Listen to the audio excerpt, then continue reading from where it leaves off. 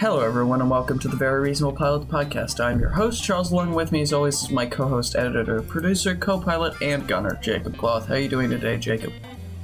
I'm well, Charles. How are you? I'm good. Are you going to tell the beautiful listenership what we do here at the Very Reasonable Pilots podcast? Oh, do I have to do that now? Because I did it last week. I mean, okay. Why not? Well, each week, I got this, Charlie. Don't worry. We pitch TV shows because that's why it's called Very Reasonable Pilots podcast. So we pitch the show, the season, maybe definitely the pilot episode at least. At least the pilot episode. We describe things. Maybe we cast ourselves. Maybe we throw in some music at the end. Yeah. It's a good old fun time. This week is Charlie's turn. We usually switch off. It is. And it's his turn now. It is my turn. I am going to pitch something. Now, this is an extremely original idea. Like, I don't even know where I got this idea from. It just kind of came to me in a dream. You talked about it a little bit before, and I've never heard of anything ever like this. I mean, it's completely 100% genuine, as you pronounce it. Yeah, genuine. Genuine creativity. So, it's a high school, right? And all the high school, okay. All the main characters are high school age kids, right? Oh my god, they've never done anything like this before. But hear me out. They all have superpowers also. Whoa. Oh my god. A school for superpowered people? I've never... That's crazy. That's crazy. I mean, what would you name it? Is it floating maybe? You could call it like Sky High, something like that. That'd be good. No, No, you don't like that?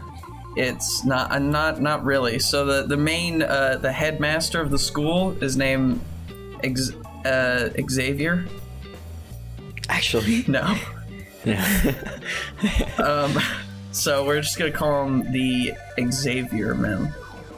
That's their the Xavier Men. You could probably cut out the Avier. Yeah. And just go with the X-Mans. The X-Mans. Mm-hmm. The X. We want to be inclusive. So the X people. Yeah, the X people. Mm-hmm. Oh, that makes it sound like they were people and now they're not. Oh, yeah. That's problematic. Well, that's the way that is that because now because X-Men has the same, or X-Woman has the same thing. Oh, yeah, you're right. Maybe.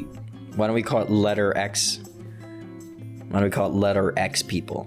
Okay, the letter X people. We're very clear that it's the letter X. That sounds like a good idea. Or we could go with the title I have written right here at the top of my paper. Superpower High School. You did not name it though. That's the title of the school. We're definitely going to need a better name by the end of this podcast. Yeah, probably. All right, so I have 6 main characters here, right? These are That's a lot of main characters. Yeah, well, there's 6. They're basically the Breakfast Club of this crew, you know? So they're, each one of these characters fits an archetype of a classic high school movie. And, they've got the typical personalities, but they also have superpowers that usually relate to their specific role niche in high school. So the popular girl, the cheerleader kind of lady, her name is Tabitha. And her superpower, she's, she's a little, she's quote unquote girly. She's very feminine. She's a little bit spoiled. Her parents, she comes from a rich background, and her superpower is emotional resonance. So, what? Emotional resonance, So within a certain radius of a few feet around her, or I think we could change the radius, she can make the people who are within that radius feel what she feels. Oh, so she's like, or feel what she wants. Empathy woman. Yeah, but she'll or something. If you're standing within 10 feet of her, she can think really hard and make you start sobbing because you're just so sad. Okay. She can control people's emotions if they're within a certain range. So she can't really do telepath. She's not a telepath. She can't put thoughts into your head, but she can, move you along in certain ways. You know, she's kind of a social manipulator. That's her kind of thing, because she can like create an air of anger, an air of sadness around, you know, a group of people, and they might not even know that's happening. Our second could she like, you know, make them want to fight each other or cry or something like that? She can make them want to fight. She can make them want to cry. She can make them want to do the dirty deed done dirt cheap. You know, she's quite powerful in her own special way. Tabitha is her name. Nobody gets last names because last names are for nerds. And because you didn't come up with them. That too. Our second character, he's a jock, right? He's the jock of the group. His name is Jank. What? His name's Jank. Jank. Yes, Jank. Yes. And he has complete control over his own cellular structure, right?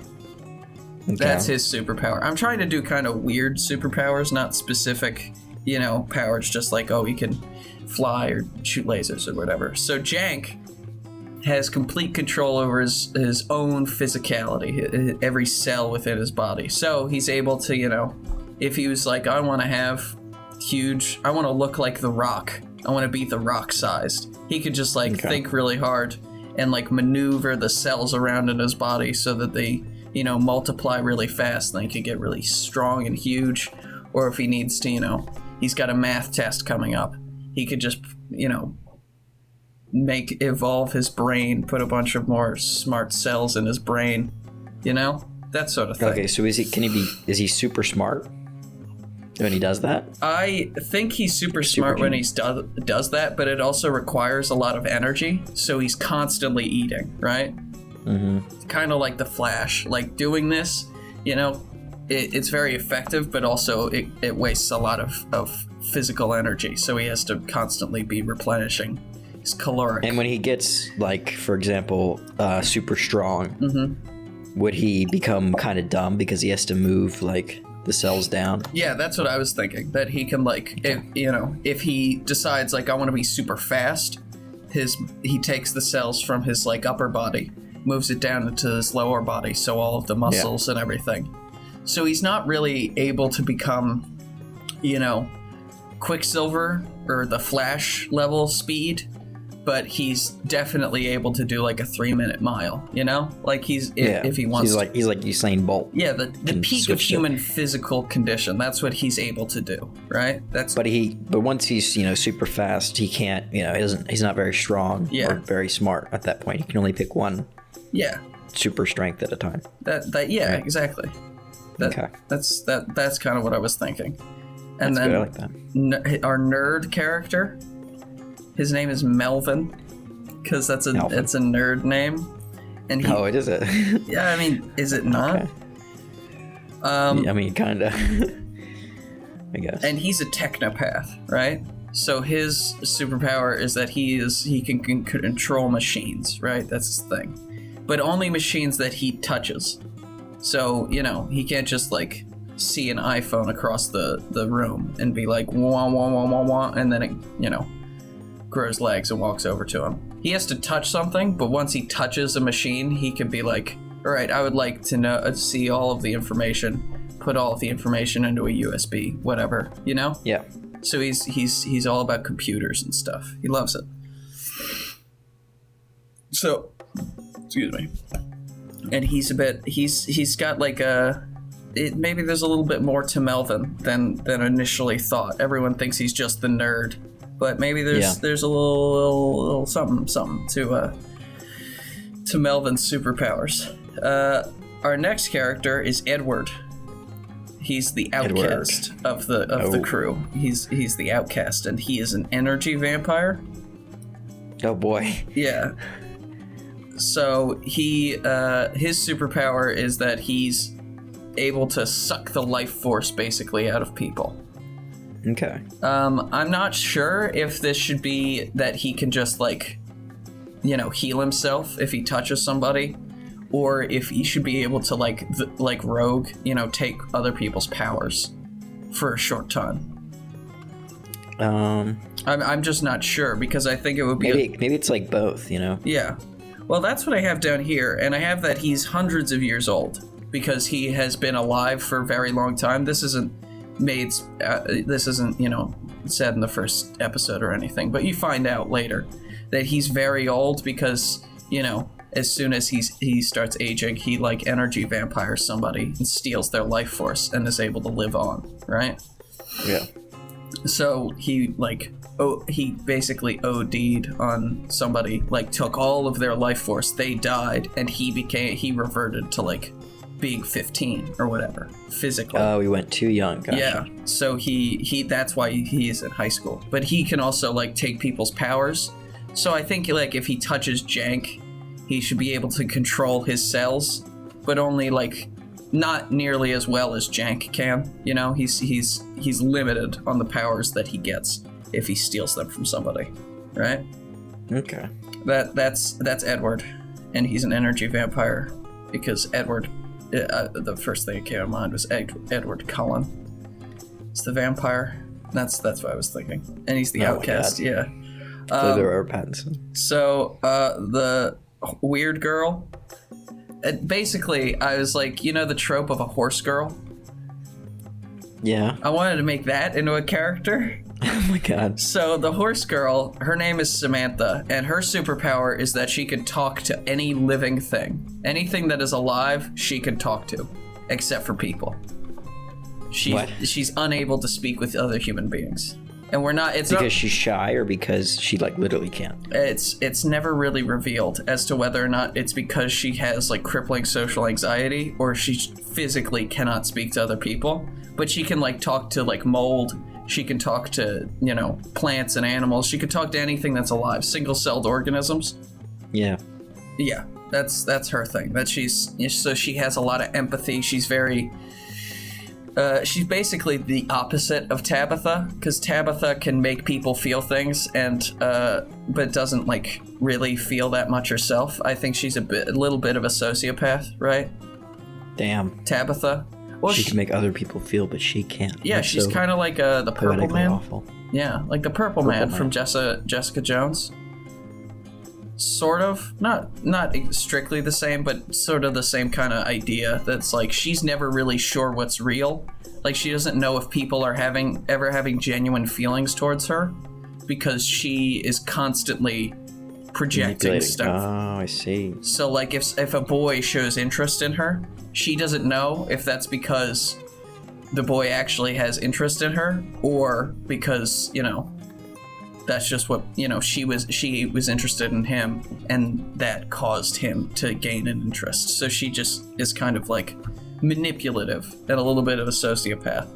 And Samantha is kind of the opposite because, she feels for everything, and seemingly nobody feels for her. She's very quiet. She's isolated. She doesn't talk to a lot of people. She's just, reading her books, hanging out with her friends. Maybe she's friends with something. Squirrel. Well, I would think it'd be funnier if she was friends with something that like was just barely alive. Skunk. Like she had moss. Like she was best friends with like some moss that was growing on a rock, and that's like she carried it around with her all the time, And she was like, "Shh, don't." She like laughs at the moss. It's like, "Oh, stop it, you!" And everyone's just looking at her like, "What?" And then she looks at them and is completely silent. Like she can't. She can't. And I think it'd be funny if we had subtitles for the moss. Yeah. And the moss jokes are actually like really hilarious. Like we put in the best jokes for the moss. We get real comedians to write those jokes. Yeah. Yeah. That'd be good. That is funny. Jerry Seinfeld plays the moss. Jerry Seinfeld should play the moss. That is good. And our final main character, his name is Hank, and he's the new kid. He's the new kid on the block. He just got there. And his superpower is that he can manifest chemical reactions. Okay? That sounds pretty sweet. Yeah, but only the ones he knows. So he has to know the chemical, like he has to know every... He's just go to chemistry class once. I don't know. I went to chemistry class for a year. I don't know any chemical reactions. You just got to know a couple elements in water, and those are pretty crazy explosions you can make. Yeah, so there's a lot of cool stuff that he can do, but he's not a very good student. So he's constantly... Damn, so he's got sick powers, but he's not smart enough to use them. That's a shame. He just doesn't pay very much attention. Like, maybe he figured out how to make some very basic things, and that's all he uses, you know? Like, he remembers H2O. He knows H2O, so he can just, like, make water. He can manifest water at people. So he's got, like, the greatest power ever, because he can make anything exist. Yeah. But he's too dumb to use it. Yeah, to use it properly. I love that. That's great. Yeah. I tried to go with some weirder powers here, you know? So, first episode of the series. So, in medias res, there's this huge battle happening between the teachers and some supervillains, and maybe they've got a bunch of robots, right? There's all this crazy stuff happening. You know, all the students are being shuffled into, I don't know, what like the gym? Yeah, it's like a lockdown drill. Yeah, it's like a lockdown drill. And they have to have like the lamest teacher in the whole school. Like, his ability is that he can turn green. Yeah. That's his whole thing. He's able to turn become a giant gelatin blob. Yeah. And Jello Man. And he swallows the whole school. All the kids have to get inside of the Jello Man so that they're safe. And, you know, maybe there's this huge explosion. All the kids are inside the Jello Man, so none of them get hurt. I don't like this. They all jumped out. Rephrase this. And he was like, ugh, gross. And so that's how the first episode starts, you know? He just makes a big Jello shield over them. Yeah. They don't have to float his essence. That's weird. Yeah, that would be a little bit weird. Maybe it's like Jello that has like the fruit bits in it. So he's like at the middle of it, and he's creating the force field of Jello. Mm-hmm. But, you know, all the kids are still in this big green Jello. And they're like, you like the image of the Jello, I see, okay. Yeah, I think it'd be funny if you just had like the supervillain explodes the gym and is like, yes, I've done it. Ha ha ha ha. And he's like all happy because he just thinks he killed a bunch of kids. And then a giant block of Jello, the same size and like shape as the gym, just like is standing there, but it's bright green. Yeah. And all the kids are like, you can see them like slowly moving, like, you know, like getting grossed out. Their faces all messed up and their tongues out, like, God, this is gross. Mm-hmm. That sort of thing. A few kids are eating the Jello because it's Jello. It's good Jello. Yeah, the weird kids are eating the Jello. Yeah. Samantha's eating the Jello. All right. Mm-hmm. The horse girl's eating the Jello. So poor Samantha. Cut to, we probably have the intro, you know, song, whatever. Cut to 6 months later, we're you know, in this idyllic, beautiful place there, you know, this sort of like small town. There's, you know, rolling green fields and, you know, flower beds and this tiny little village, and there's huge school complex that's got like, we do like, I'm assuming a pan shot over it. And you can see like there's a stable and there's swimming pools and all this stuff. There's, you know, all these amenities. And we go back and, you know, it's Hank's first day on at the school. And so Hank's Mr. Chemical Reactions Man. Mr. Chemical Reactions Man. He's getting there, you know, he's being shown around. Maybe there's like a tour guide kind of guy who's showing him about. We could have it be, who do you think should be? Maybe Melvin's showing him around. Melvin, the nerd technopath. Because they can become friends like early on. Yeah. That'd be nice. The nerd and the slacker. Mm-hmm. And they're, you know, showing him around. Melvin's giving him the lowdown. We're seeing some like cool powers happen in the background. People with like stretchy limbs and, you know, they shoot fire or whatever. And guy that can turn on light bulbs by just pointing at them. Yeah, that sort of thing. Man.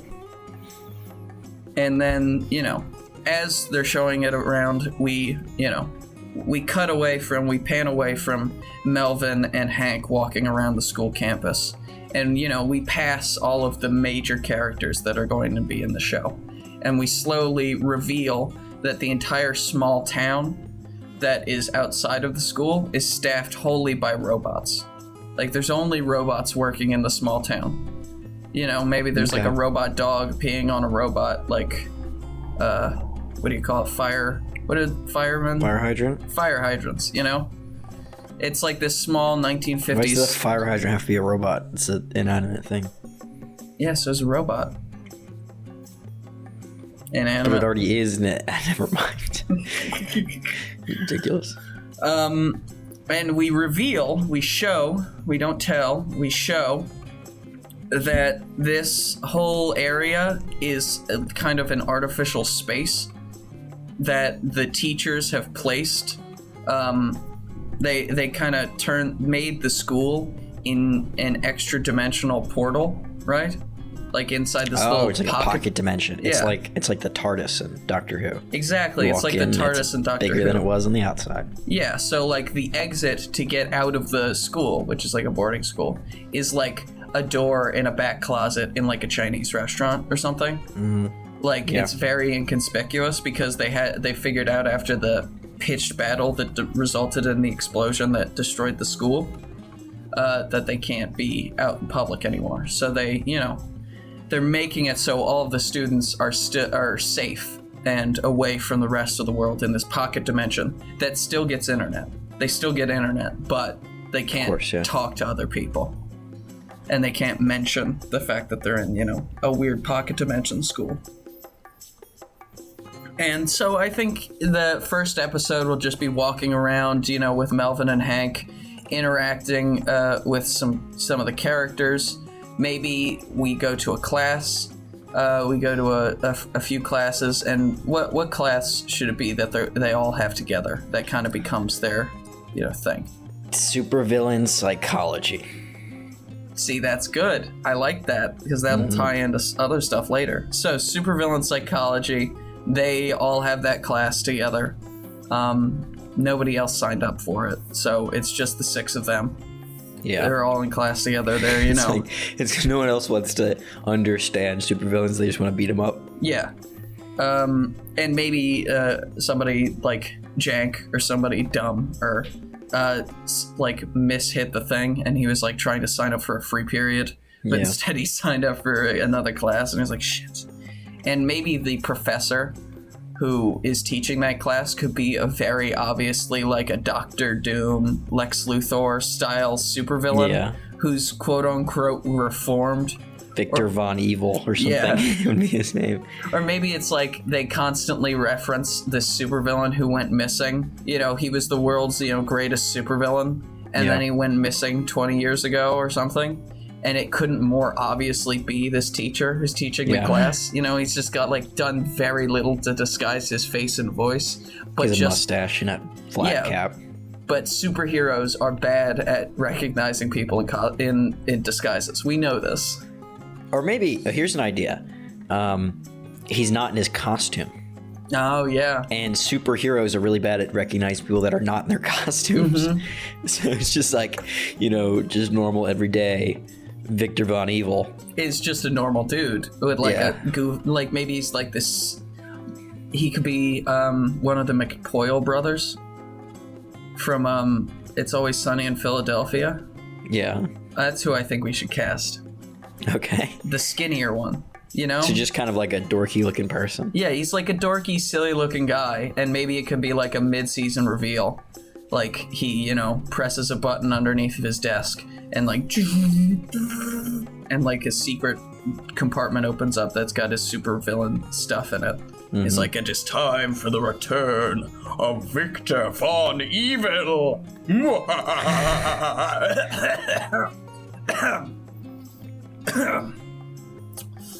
I gotta grade these papers first.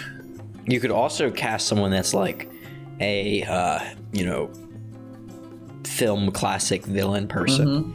So like the guy that played, what's his name? Man of Steel, the bad guy in Man of Steel. What is his name? Whatever his name is. Michael Shannon. Michael Shannon. We can cast Michael Shannon. He seems a bit expensive. Javier Bardem. Javier Bardem. I love Javier Bardem. He's got a big head. I love him. He's like I don't know where he's from, but he's like this Spanish-speaking version of the guy who played the comedian. What's his name? I don't know. The guy he was in Walking Dead, Negan from The Walking Dead, that guy. Michael Fassbender would be good too. Michael Fassbender would be very good. Maybe There's one more I'm thinking of, but I can't remember who Mark he is. Strong. What is his name? He's the guy that whacked Daniel Craig's private parts in Casino Royale. The bad Mads guy. Mikkelsen. Mads Mikkelsen, that's right. Yeah, that would be good. I like Mads Mikkelsen. Let's say Mads Mikkelsen he's teaching the class. Okay. And maybe he can also be the vice principal. Because I think that'd be so good, because he plays a teacher in Another Round. Mm-hmm. And he can come off as very like meek in that way, and then he can just sort of like put on his armor and he just like it's like he hits a switch. Yeah. And all of a sudden he's full villain. Yeah. But I have written down here that the vice principal is a bad guy, and we reveal that he's a bad guy at the end of the first episode. Yeah. To like put a little sizzle in there, a little spice for the You could make it someone different, so then you could save Victor Von Evil for later. Oh yeah, we could have it be maybe Victor Von Evil, only suits back up to defend the kids that are in his class. Yeah, maybe he's reformed, but he's done so many evil things that he can't expose himself to the world. Yeah, like maybe he's just done like ridiculously evil stuff. Maybe that's why he's a psychology teacher now. Yeah, because he wants them to understand that not all villains are like evil, that they can be reformed. He's like a firm believer in like villain reform at the school, and he's the only person that believes that, and that's why no one takes his class. Yeah, that would be good. Maybe, but I'm just trying to think of funny evil stuff he could do. Like he ate an entire orphanage. Maybe that's what they say about him. Well, yeah. They're like, I heard one time when Victor Von Evil was fighting Captain Sparklepants, he ate an entire orphanage. Can you believe that? And they say that just as Mads Mikkelsen is walking in, and he looks up, he looks a little disappointed, and then he shakes it off and, goes back into teaching the class. So, yeah. And he's what is his name? Because Victor Von Evil is the bad guy, right? Yeah. So is his name like Victor Von Good? Vincent Van Evil? That would be good. Victor Von Evil and Vincent Van Evil. Yeah. Okay, I like that. Vincent Van Evil. Yeah. So the idea I have for the episodes, the episode layout, is that there's one story that is a very high school sitcom comedy style, Yeah. Like stupid high school problems. Like someone ate all the nachos at the cafeteria, and they have to they have to investigate and figure out who ate all the nachos. It was Nacho Man. It was Nacho Man, and they cut to Nacho Man, and he's this giant guy. Yeah. And he's like, these are nachos. Yeah, he's dripping cheese. Like, that's his thing. His skin oozes boiling hot melted cheese. And he steals all the nachos because the chips are the only way to plug up the holes. Yeah. And they get him an ointment to help him. And some of these powers are more of like a curse. Yeah, a little bit. And then we have an actual like superhero comic book-y style plot that's also happening in each episode. So I have someone eats all the nachos in the cafeteria, and also aliens attack and kidnap Melvin. All right? Mm-hmm. Yeah. So we can maybe have like 3 of the characters in the nachos story, and then three of the characters in the Melvin getting kidnapped story. Yeah. And they're That's treated because we have a cool A-B story format. Yeah, and they're both treated in the same way, and I think it would be a good way for various characters to like team up. Maybe they wouldn't have originally, like Tabitha, Jank, and I don't know, Tabitha, Jank, and Hank. Tabitha, Jank, and Hank are all teaming up to figure out who ate all the nachos, while Edward and Samantha and Melvin are, fighting aliens, and Melvin gets kidnapped, right? And maybe Edward and Samantha have to, try and find him. Right? Yeah. So that's what I have. Ooh. Yeah. Can I ask you a question? Yes. How did they become friends? I get they're all in the same class with Vincent Van Eyvel, but how did these characters become friendly? Well, Did you come up with a reason? I think that's what most of the series is going to be about, is like these guys,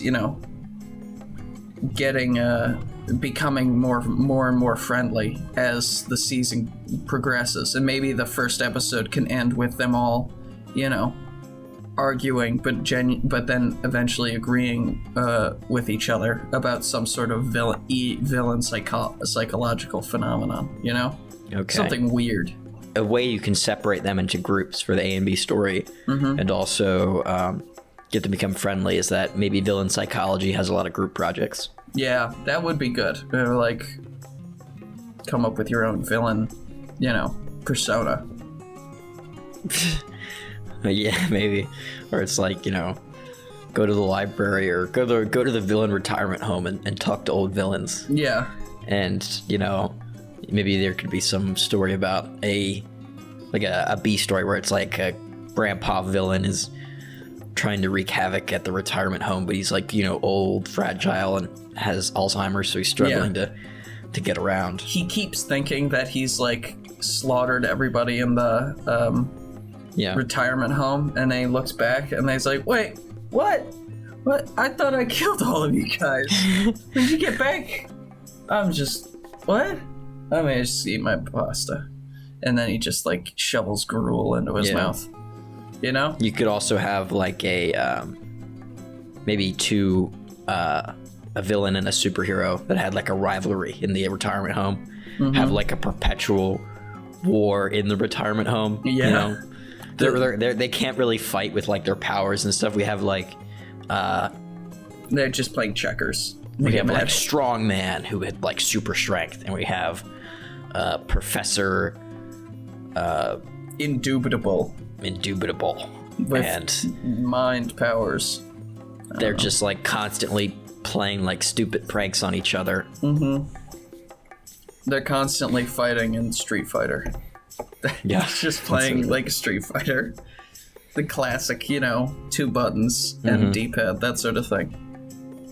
And so the second episode will end with Melvin remaining, he's been kidnapped by aliens, right?